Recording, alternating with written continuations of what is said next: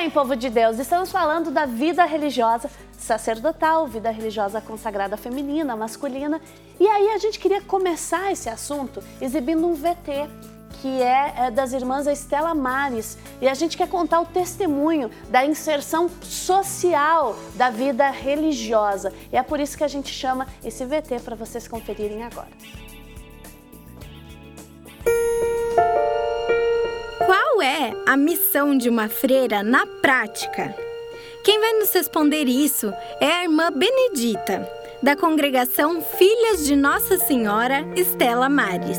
A irmã é aquela que dedica a sua vida, né? O dia a dia. A vocação é um chamado, é uma resposta, chamado de Deus, uma resposta da criatura. Então é um chamado nosso, é um chamado para a vida religiosa. Então, trabalha, sim, mas reza mais do que trabalha, né? Tem que ter a sua oração, o seu trabalho tem que ser uma oração voltada, né, para esse Deus que nos chamou.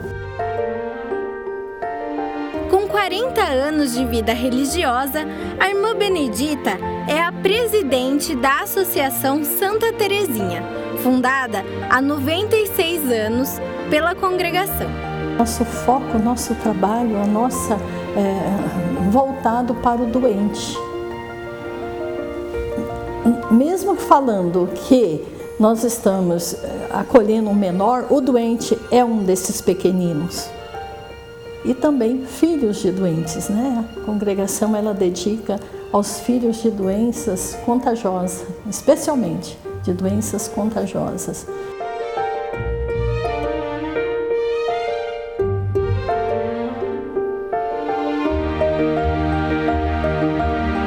Abrir as portas para quem mais necessita vai além de um serviço social. É a fé que cura. Para quem confia e recebe esse apoio das irmãs, o sentimento é o mesmo. Toda a base vem delas, toda a espiritualidade vem delas, justamente para que seja fiel ao carisma da congregação. Diante desse trabalho, o sentimento é de missão cumprida e a missão cada vez mais clara. Eu sinto como evangelizadora, né? A palavra de Jesus é você estar com o menor, eu estou com ele.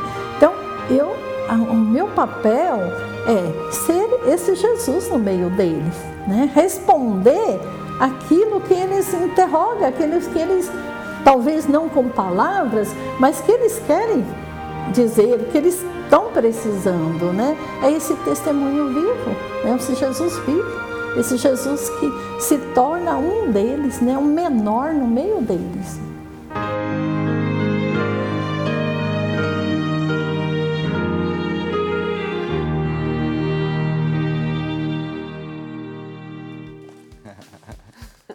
Que linda aí a irmã Benedita, uma querida irmã Benedita, que essa associação é lá na rua da minha casa, é muito antiga e foi criada, o início da associação Santa Teresinha, que cuidado sempre pelas irmãs de Estela Maris, foi fundado para cuidar dos filhos dos pais que tinham hanseníase, porque lá 90 anos atrás separavam, se o pai e a mãe tinham hanseníase, então eles iam para o chamado leprosário, alguma coisa, e a criança era mandada para a instituição. Aí depois foi mudando a dimensão, porque a hanseníase teve outro tipo de tratamento, cuidado de uma outra forma, mas eles começaram a receber também as crianças que o juiz tinha que tirar da família também, mandava lá para eles. É um trabalho lindo para mostrar o valor do trabalho da vida das religiosas, da vida religiosa. Porque eu lembro que nós falamos aqui, né, a matéria lá da revista da Ajuda à Igreja que Sofre, diz assim, elas vão aonde ninguém quer ir.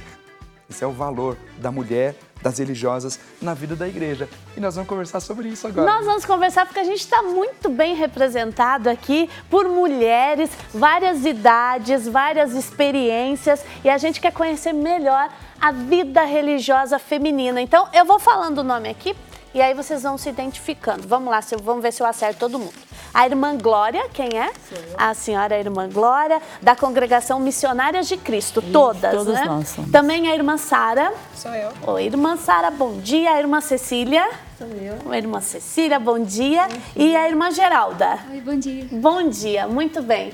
Gente, a nossa intenção hoje é a gente de fato valorizar a vida religiosa, sobretudo vida religiosa feminina, que está inserida aí. Aonde tem necessidade, a vida religiosa está. Aonde tem a dor, a vida religiosa está. Aonde tem o sofrimento, é aquilo, é encontrar-se no Tabor com o Cristo, para de lá ir para a cruz, ir para a dor, ir para a realidade. E aí a gente gostaria de começar essa conversa perguntando para a senhora, irmã, a senhora que é a irmã Glória, né, pelo jeito muitos anos de vida aí na vida religiosa, por que a senhora decidiu ser freira? Desde criança, eu já senti o chamado à vida religiosa, né? E eu decidi ser religiosa porque esse chamado era muito forte, né? E eu queria ajudar as pessoas na evangelização, né? E eu escolhi uma congregação missionária. Né? Mas na raiz daí da vocação, teve o exemplo de alguma freira? De como é que foi isso? Minha família. Não tanto de religiosas, mas a minha família era uma família de muita oração, né? E eles nunca falaram muito sobre vida religiosa, mas a minha família rezava muito, né? E a partir da oração da minha família foi que nasceu esse desejo de ser religiosa. Aí na adolescência, nem tanto.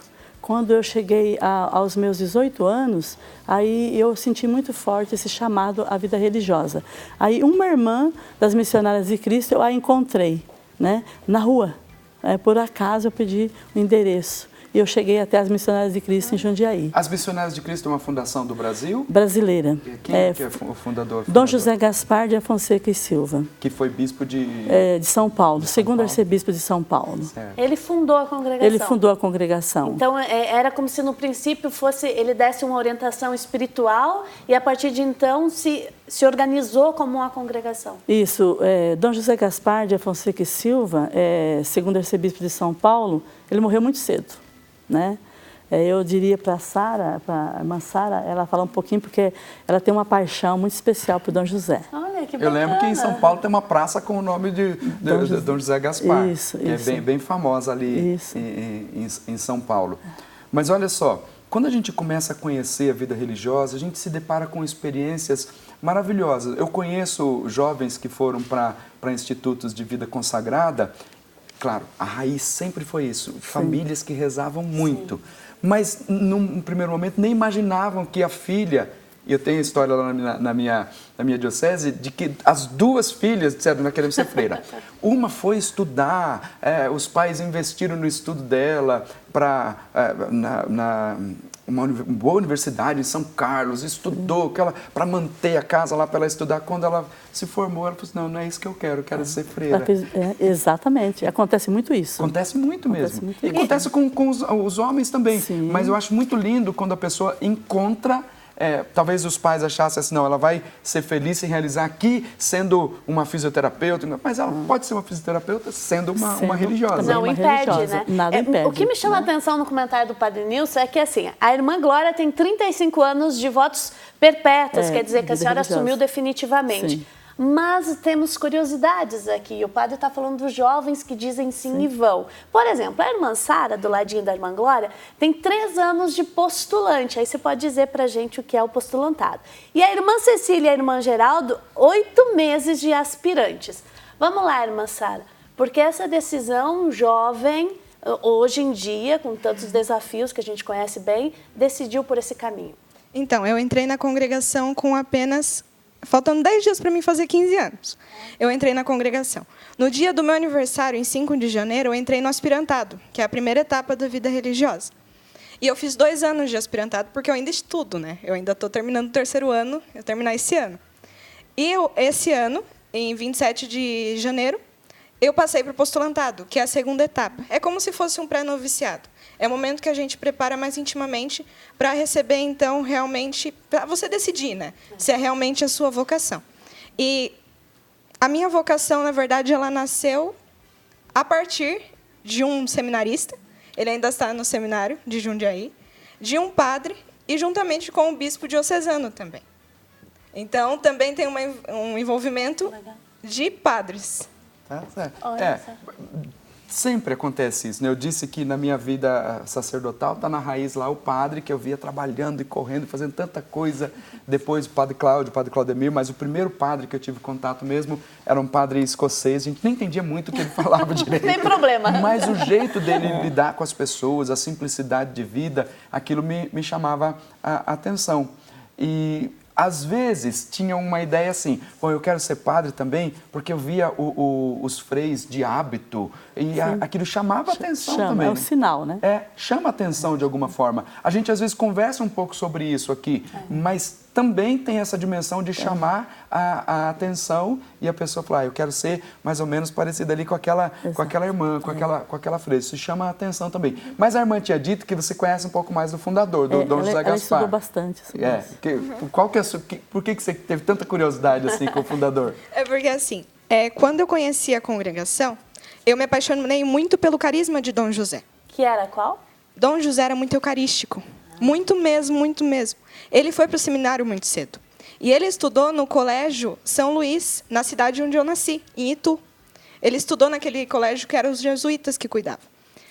E esse carisma dele eucarístico levou ele a dar vida pela Eucaristia. Em 1942, ele faz, então, o Congresso Eucarístico em São Paulo, com apenas 41 anos. Ele já era arcebispo de São Paulo com 41 anos. Muito novo. Muito novo. Jovem. Sim. Então, ele fez o quê? Eu dou a minha vida por esse congresso. E realmente ele deu, porque em 43, viajando de São Paulo para o Rio, o avião caiu, bateu na base da escola naval e ele morreu. E ele sabia que ele ia morrer, porque tem alguns que sobreviveram daquele avião e contaram que ele rezou o breviário, terminou de rezar, deu a absolvição e logo o avião caiu. Então, ele doou mesmo a vida dele para a Eucaristia. E essa só para a gente entender, assim, como a gente está num meio em que todos nós compreendemos bem essa dimensão da vida religiosa, talvez seja mais rápido da gente pegar alguns detalhes. Mas veja, a gente está falando da Sara. Quantos anos você tem hoje, Sara? 17. 17 anos. E eu sei que tem muitas mães, muitos jovens nos acompanhando pelo Brasil afora. E, de repente, a gente diz assim, jovem não quer nada com nada.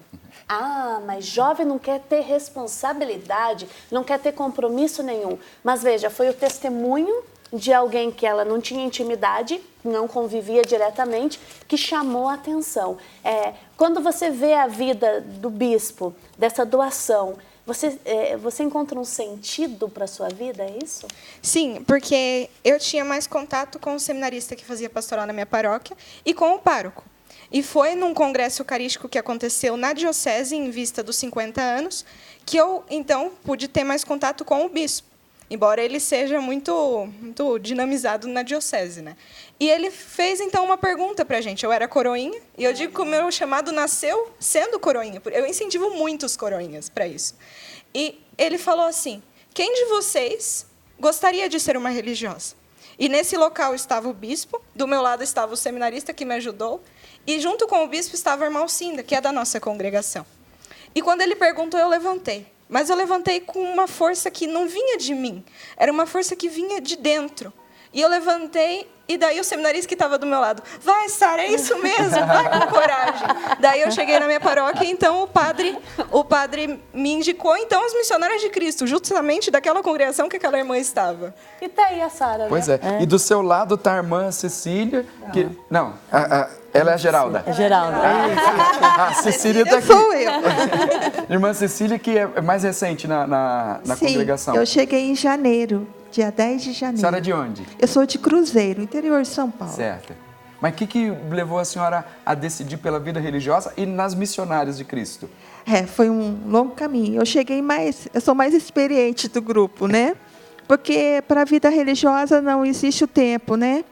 Mas foi todo um caminho que eu fiz para que eu pudesse tomar essa decisão, né? Eu busquei, fiz um discernimento bom, vocacional, participei de muitos encontros, sabe? Rezei muito em cima disso para que eu tomasse uma decisão.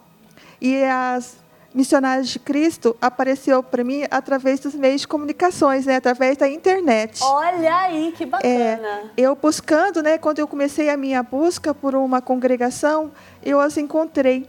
E quando encontrei, algo me chamou muita atenção, sabe? Quando eu olhei, eu senti muito forte. É por aí que eu É vou. por aí.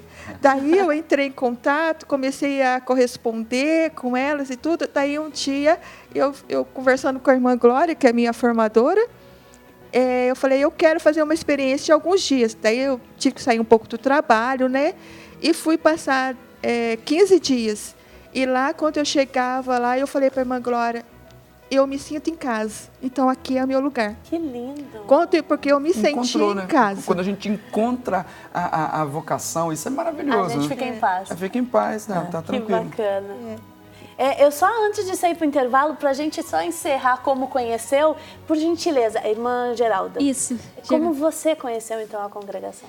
Eu conheci por meio lá do vigário paroquial, que era da paróquia que eu participava, e ele sempre via algo diferente em mim. Que ele falava que eu participava de muitas pastorais e movimentos, assim, de animação, porque eu gostava de ser presença, de estar com as pessoas, os movimentos, principalmente o coroinha, porque eu participava como coroinha e depois fui ajudando como acólito. E ele falava, tem algo diferente em você, que você não pode deixar de lado, você tem que buscar. E ele foi me incentivando e ele passou o contato da irmã Francisca, que é da Congregação das Missionárias de Cristo.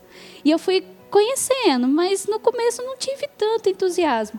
Mas depois de ver o carisma, a evangelização e o lema servir ao Senhor com alegria, porque o coroinha e o acólito, ele tem que ter essa alegria no altar, de estar com o padre, de ver a alegria. Assim, vendo esse padre, também tive um grande testemunho. E também um grande testemunho é da fundadora do Carmelo em Três Pontas, que quando eu tinha poucos meses de idade, minha mãe ia muito lá. E eu ganhei um sapatinho. Então, e assim, foi uma promessa que eu sinto até hoje, que é da vida religiosa. Que até hoje a minha mãe guarda com tanto carinho esse sapatinho. Que com muita devoção mesmo. Porque se Deus quiser, ela está em processo de beatificação.